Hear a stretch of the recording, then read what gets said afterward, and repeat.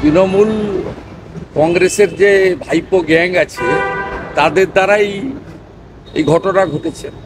সরকার তো রেপিস্টদের সরকার, রেপিস্টদের বাঁচানোর জন্য তো সক্রিয়তা থাকবে।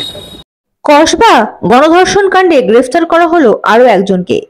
রিপোর্ট অনুযায়ী এবার সাউথ ক্যালকাটা ল কলেজের কসবা ক্যাম্পাসের নিরাপত্তারক্ষীকে গ্রেফতার করেছে পুলিশ। উল্লেখ্য, কলেজের গার্ডের ঘরেই নির্যাতিতার ওপর অকথ্য অত্যাচার চালানো হয়েছিল কয়েক ঘন্টা ধরে। তবে ওই ঘটনায় নিরাপত্তারক্ষীও সরাসরি জড়িত কিনা তা এখনো স্পষ্ট নয়। জানা গিয়েছে, জিজ্ঞাসাবাদের পর গ্রেফতার করা হয়েছে বছর 55 ওই নিরাপত্তারক্ষীকে। এর আগে নির্যাতিতা নিজের অভিযোগপত্রে দাবি করেন, ইউনিয়ন রুম থেকে তিনি যখন পালানোর চেষ্টা করেন তখন কলেজের মেন গেট বন্ধ করে দেওয়া হয়। কলেজের রক্ষীর কাছে তিনি সাহায্য চাইলে তিনিও নাকি সাহায্য করতে পারেননি। সেই গার্ডই এই ঘটনার সাক্ষী। পরে নির্যাতিতাকে গার্ডস রুমে নিয়ে যায় এম এবং পি। এদিকে 3 অভিযুক্ত মনোজিৎ মিশ্র, জেব আহমেদ, প্রমিত মুখোপাধ্যায় গ্রেফতার হয়েছে ইতিমধ্যেই।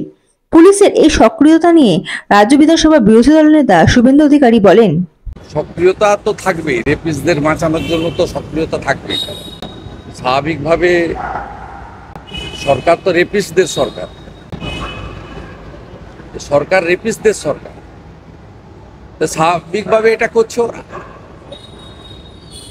তৃণমূল কংগ্রেসের যে ভাইপো গ্যাং আছে তাদের দ্বারাই এই ঘটনা ঘটেছে, তাদেরকে আড়াল করার জন্য এটা করছে। মানে একের পর এক কলেজে দেখা যাচ্ছে, মানে সেটা মেডিকেল কলেজই হোক, সেটা ল কলেজই হোক, মানে শিক্ষাক্ষেত্রের এরকম দশা, এবং মানে মহিলারা তো তাহলে নিরাপত্তাহীনতায় ভুগছে। এবার মমতা ব্যানার্জিকে আমি হারিয়েছি। বাংলার মানুষ যদি প্রাক্তন না করতে পারে, কোনো বোন, কন্যা, দিদি, মা এই বাংলায় সুরক্ষিত নয়। এইটা কি মানে তৃণমূল কংগ্রেস জানতো যে এরকম হচ্ছে? কারণ ওখানে অনেক ছাত্রছাত্রীরা কিন্তু একই কথা বলছে যে এখানে এরকম একটা পরিবেশ রয়েছে। আরে এটা তো কন্টিনিউয়াস প্রসেস। উনি হাঁসখালিতে বলেছিলেন লাভ অ্যাফেয়ার্স, উনি কালিয়াগঞ্জ উত্তর দিনাজপুরে বলেছিলেন মেয়েটা অন্তঃসত্ত্বা ছিল, উনি কামদুনিতে যারা ফাঁসির আদেশ পেয়েছেন তাদেরকে জামিনে মুক্ত করিয়েছেন, উনি অভয়ার বাবা মাকে বলেছিলেন 10 লক্ষ টাকা তো দেওয়া যেতেই পারে। এটা তো কন্টিনিউয়াস প্রসেস, নতুন কিছু নয়। এই বেপরোয়া তো এই জন্যই, সেই কারণেই বাড়ছে, এই ধরনের প্রবণতা বাড়ছে।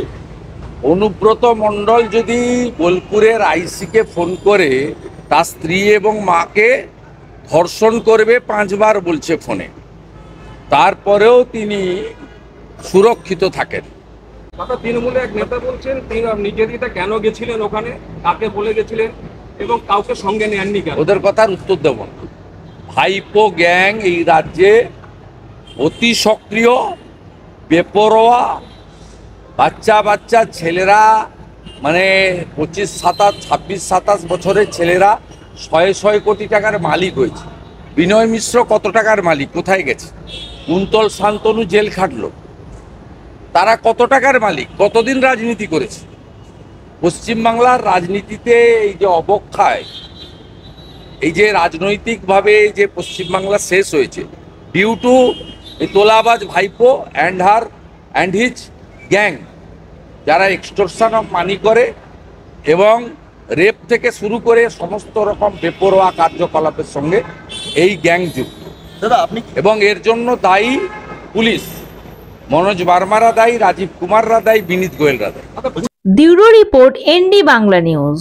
সবার আগে সব খবর, সঠিক খবর পেতে ফেসবুক পেজটি ফলো করে এবং ইউটিউব চ্যানেলটি সাবস্ক্রাইব করে রাখুন আর শেয়ার করতে ভুলবেন না।